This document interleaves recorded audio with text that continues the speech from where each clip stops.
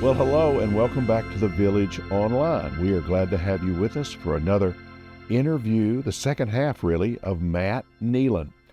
If you weren't with us last week, Matt is the worship director at our church, and he is incredible. He also is the director of visual and performing arts at the Mount Vernon School, but he has become a huge part of our Village family. You have seen him if you've watched any of our video, and we just talked about kind of him growing up evangelical, coming to understand his orientation. What do you do about the Christian side? How does that work? Getting invited by Alejandro to our church, and then the rest is history. We had a great conversation. I hope you'll watch it if you haven't seen it already. Now, I have a lot of other things I want to ask. Matt, thanks for being with us. Thanks for sitting for a longer session. Hey, it's great to be here, Ray. So, we love Alejandro, and Alejandro is I've never met anybody that is a connector better than your husband.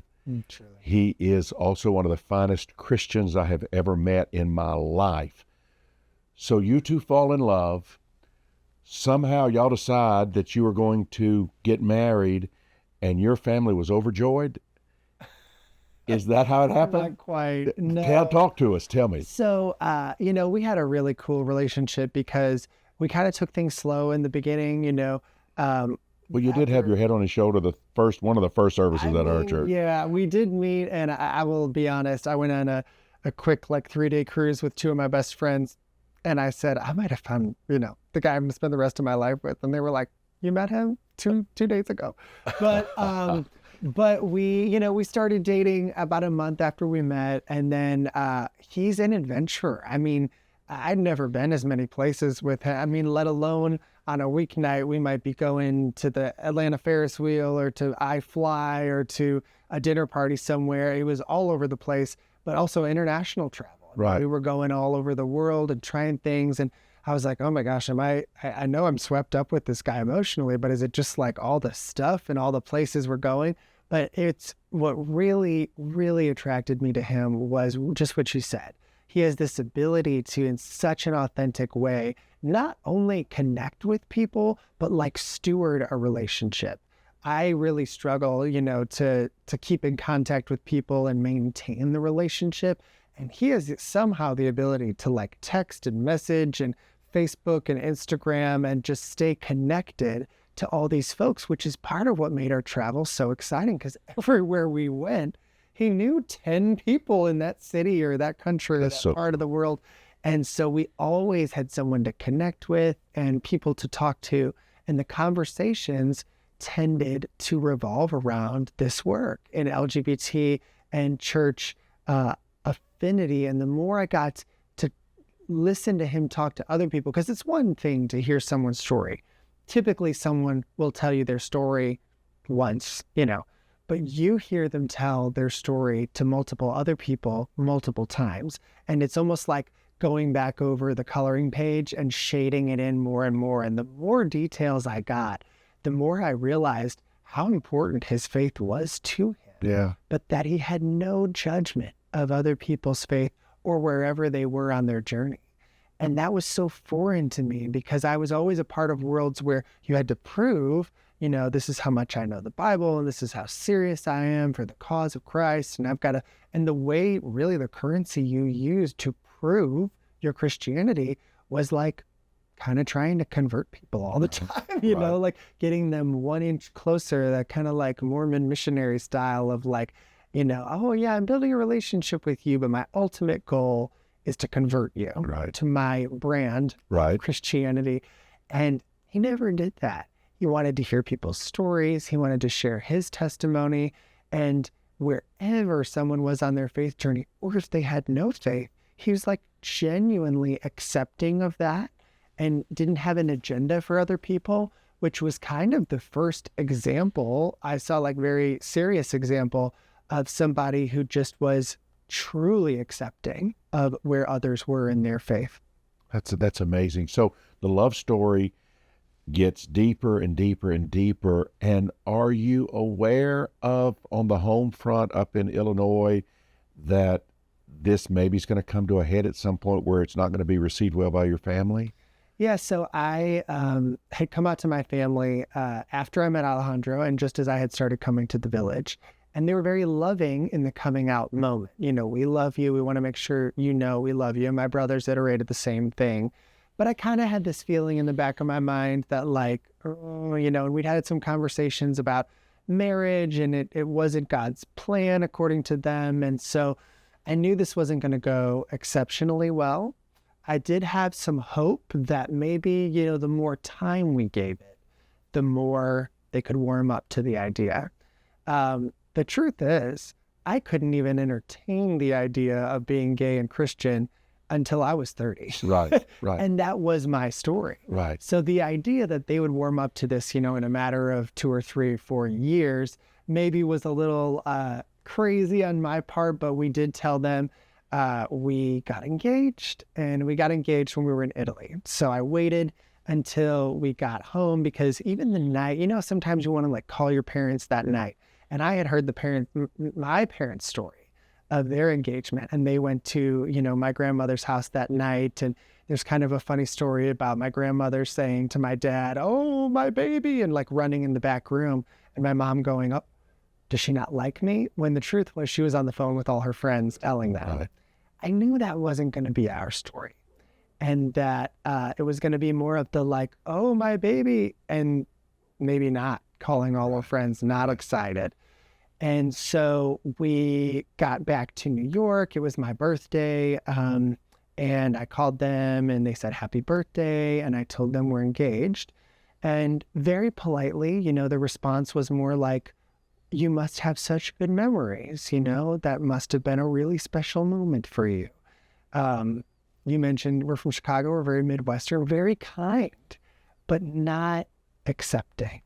And this is what helps me to understand churches that say they're welcoming, but not affirming, because you can be kind and not truly affirming of who someone is.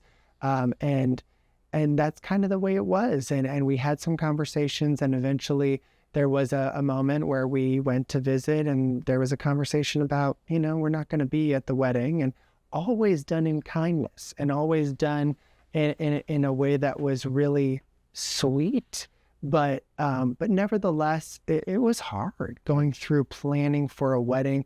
You start to realize how many wedding traditions are built around the family. And I know you do a lot of weddings. Right. And, whether it's walking down the aisle, or whether it's the engagement party moment, or whether, the shower, or it's the getting ready backstage, in the waiting room. There's so much of the wedding experience fantasy in our head, or the script we have in our head that includes your family, that it was at moments really hard to do that without a family. But I also realized the beauty of an LGBT union and marriage is because it's not as traditional. I mean, I remember when marriage equality, it was approved a couple weeks after I moved to Atlanta. So there isn't this long history. You can kind of make it what you want it to be. So as someone who's creative, it was really fun to think even about the ceremony. What are the parts and pieces? Let's look at traditional wedding ceremonies and decide what makes sense for us and what needs to look a little bit different. We didn't have a wedding party because we were like, you know what? We don't need people to stand up there to prove that they're standing with us. Everyone who's in the audience has made a decision to stand with us. No one is there out of obligation. The people who don't want to be there aren't there. They've told us that. So we don't need a wedding party, because really the folks, that idea that there is a group of people who stand with you and support this, it's everybody in the whole room. So that was cool. I've never seen a wedding ever like your wedding. It was... Did you guys ever put out a video about it? I don't even remember. Did we have a video? I don't know if we've published it, but I think we need to share it at some point. I've never seen anything like it. Gang, you have never seen a wedding like this wedding. And people came in from all around the country. Some of the premier LGBT leaders that are working with progressive churches and trying to help people understand affirming. And it was really cool to see them there. Kathy Baldock, who we just interviewed, had her on the last few weeks. What a dynamic person. and she was there, and Liz Dyer was there, and Sarah Cunningham was there, and Cheryl Anderson, Cheryl Matthew Vines, Anderson, and Matthew Vines was there. so many great people. I've never seen, and you guys, you put together. It's the most memorable wedding I've ever been a part of. I was honored that I got to be the guy that got to stand up there with y'all, but it was so good. Well, you made it so special. We've gotten so many comments about just your authenticity that show through to people who don't go to church, but you really resonated with them. And I think if nothing else, a lot of venues we looked at, it was you buy the package, right? You buy our food, you buy our flowers, you buy our lights, and we put it all together. And in 4 hours, we'll have the, I don't know, like a kit, almost like Yours was a la carte all the way. Oh gosh, everything. And it wasn't probably the most beautiful wedding anyone's ever been to, but it was our fingerprints were all over that. Oh, we made the centerpieces, we made the napkin rings, everything. And that's what was cool, is that the folks who were there, I mean, they're people we spend time with. They're people that we're connected to. It's great to have all those, folks we consider maybe famous people, but they're our friends, and they're people we've traveled to their houses. We've visited them. We've hiked in the mountains with Kathy. We had friends who we met on a cruise who live in the UK, and we just have always kept in contact. I mentioned Alejandro. We've been able to keep this connection, and they flew in from the UK.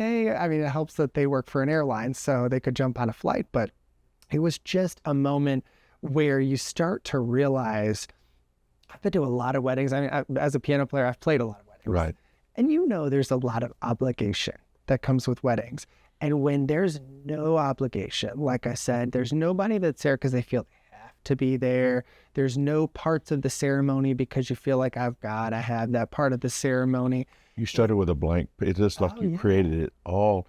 And it was one of the most Christ-honoring weddings I've ever seen. And that's why I wish, I don't know if people are maybe come to this and this is way out for you.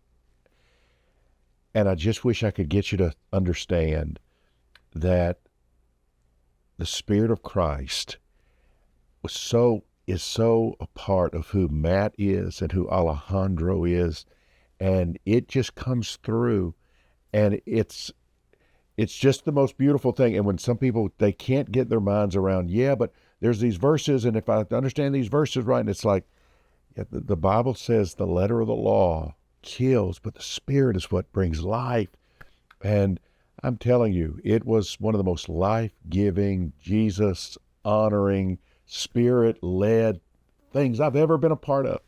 And it's like, I just wish the world could see it because it was so good.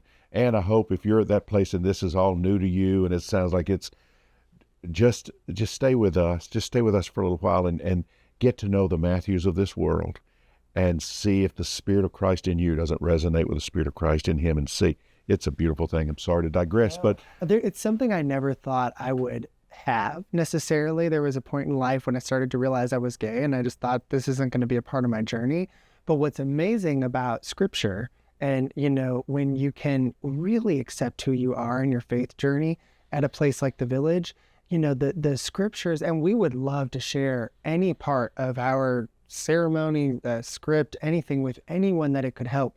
But I would encourage people to really think about their own story. There was a moment where Alejandro's sister did a reading from Ruth. And she, all the children in his family are bilingual. They help me communicate with his parents a lot, and they come from Venezuela. And so there's a blend of countries there. There's a blend of languages there. And she read the words that your people will be my people. And that's a true statement, and it's a scripture that means a lot to us, but it even had a deeper meaning, because like saying your people will be my people, when you're bridging different cultures and all of these things, it was so meaningful. And that's what I really hope that folks can find, is because there was a long time when weddings were very triggering to me. And I know they're very triggering to a lot of people. Mother's Day, Father's Day, all these things that we celebrate that can be hard for folks. And I hope they can find a version of each of those things, each of those traditions, because when you're in the LGBT community, traditions can be hard if you're not on the inside of that tradition. but I hope they can find a way to either adapt or adopt or even reinvent in a way that has deep meaning for them, because there is something beautiful about things like the Bible and tradition. We don't want to throw them out.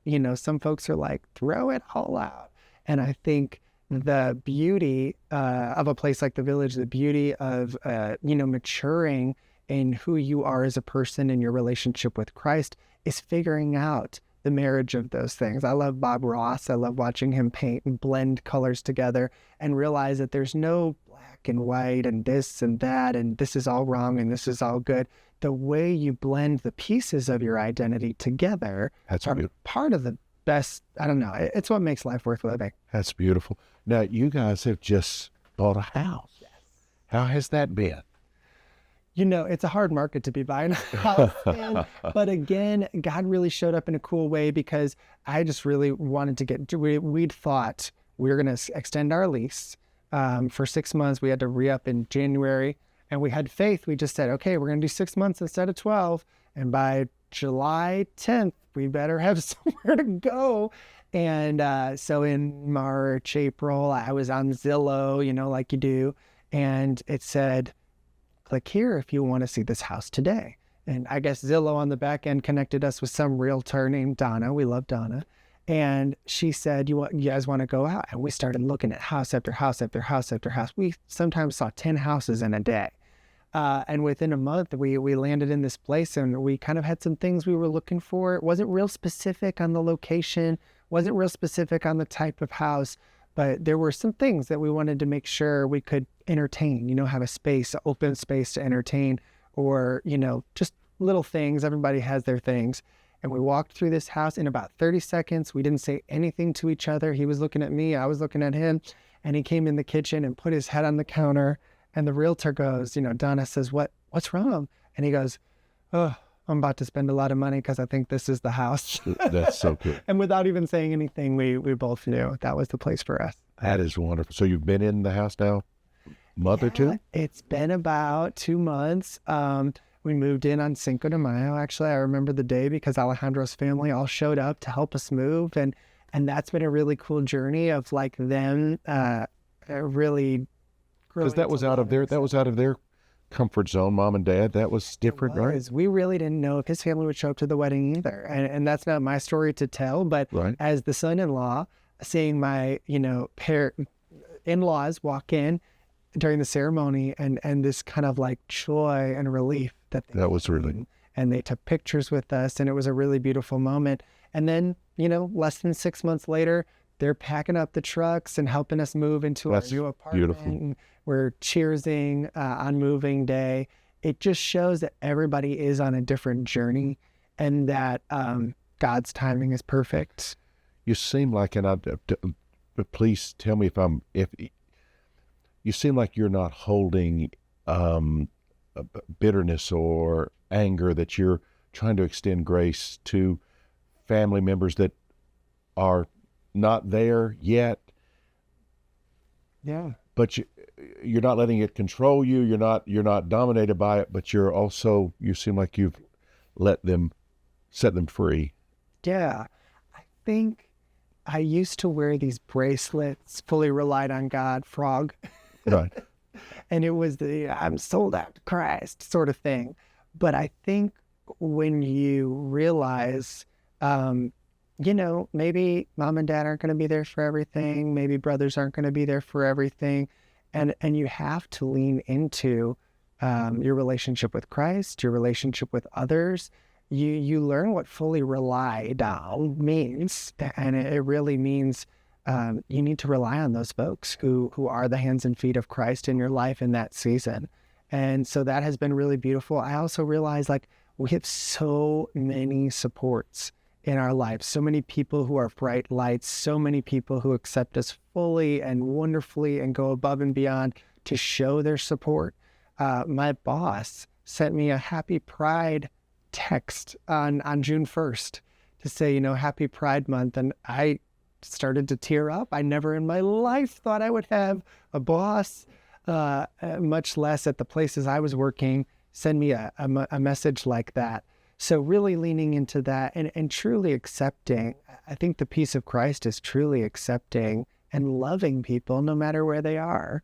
So yeah, I would say I have peace. I would say it's still a struggle. I'd say therapy is a beautiful thing. I'd say my village family is a beautiful thing. And those little victories also feel wonderful. I'm still talking with my family and we're working through what that looks like, what life looks like. So I have nothing bad to say about them, but I am aware that that they are in a different place I'm in. And I pray that they'll be able to hold on to their faith like I have and evolve in a really beautiful way, because I realize there's a lot of kids out there who don't even imagine if you're living with your family and they're not, accepting. Imagine relying on your family for your basic needs. Yeah. And now you're worried if they're not accepting. If anything, my story hasn't built resentment for my family. It's made me truly, deeply passionate about youth who are going through this. Because I can take care of myself. I have every resource and we have so much support in our lives. But if I was living in an unaffirming environment, in a rural environment, my story might look a lot different. One of the things when Everybody Church, when that first became kind of a name that we used, we had in mind those people that were 200 miles from an affirming church. And we just were thinking about those teenagers that didn't have anybody, or those young adults, or I think we have people in their 70s, 80s, and they never had anybody. And to know that they could find online a family and could connect. And I wish we could go meet every one of them. I wish we could just take a trip and just go meet all of them. And I think about a world where you would go through life without Alejandro, or an Alejandro would go through life without you by your side. Jane and I tell people some of the greatest loving couples that we know are in the LGBT community, and it doesn't mean that there's not difficulties, and I'm sure there's we've seen breakups and divorces and all that in the LGBT world, but we put you guys up as just one of the models. If you could put in front of somebody and say, these are two young people that are they're living a good life. What's been the most rewarding thing about marriage to Alejandro? I used to hear two stories about couples. One is that we're so similar. We're so alike. We like all the same things. And it's like I met my soulmate. It's almost like this idea we're the same person type of thing. And that's not our story. We're not the same person. And then I would hear other people say opposites attract. We're so different, but we somehow get along. And I wouldn't say we're opposites either, because our mutual love of Christ, our mutual love of music and languages and travel is really what connected us. But I have become a much better version of myself with him, and goals I had for myself for years that were unrealized. I had wanted to start getting my master's the minute I was out of undergrad.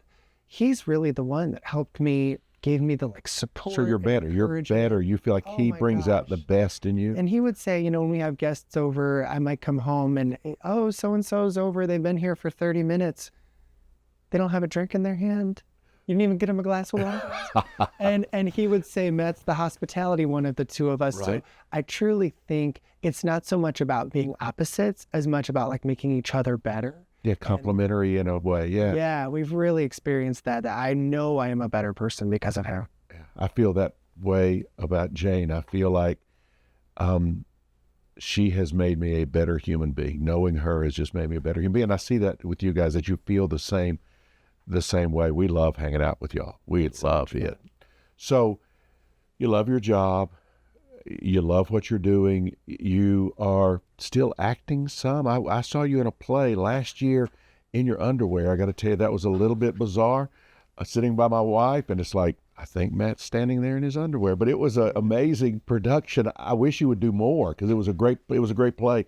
Do you still want to do more acting? Oh, gosh. Yeah. I mean, that's a phrase I never thought I'd hear my pastor say. But, I know. I love it. No, for the longest time, it's amazing when you release something, how it can bloom in your life. when I was much more serious about pursuing the arts and, I was an arts director for a long time, opportunities came. But now that I'm actually in a role in like HR where I'm not necessarily in arts full time, it's been cool to see so many opportunities pop up. I call myself a gypsy for Jesus. I get to go around to all these churches and help out when they have a spring concert or they need help with this or that.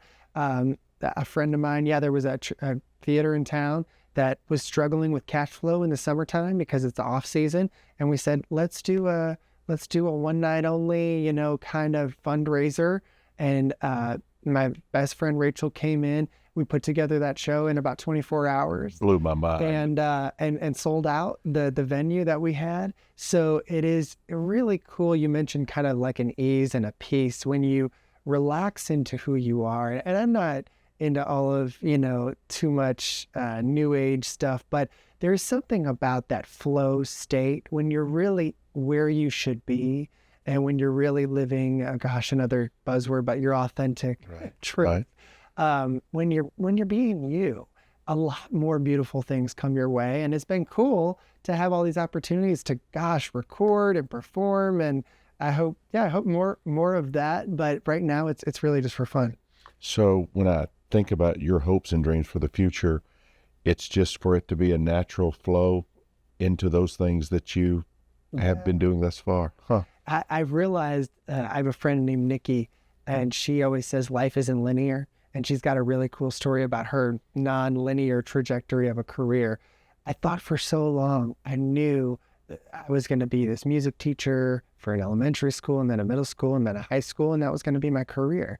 And my life has taken so many interesting turns that I've really released it to God and said, every time I thought I knew, you knew something better, which sounds very Christian-y, but it really has been true. I'm more in the mindset now when you talk about the future of like what skills could get me ready for the next thing. When I went to go back and get my master's, I thought, I'm not going to get another teaching degree or another music degree. I really want to get a business degree because whether I'm in ministry or nonprofit or arts, those are skills that could help me. So right now I'm just kind of in the skill collecting business and we'll see what happens. That's something. Is there anything that you would like to share with our audience as we wrap this up that you think would be a good way to end? Anything's on your mind as far as your journey of faith? Mm-hmm. Maybe something that would be encouraging for that little boy or little girl that's out there that maybe hasn't met their Alejandro and hasn't found a place like the Village.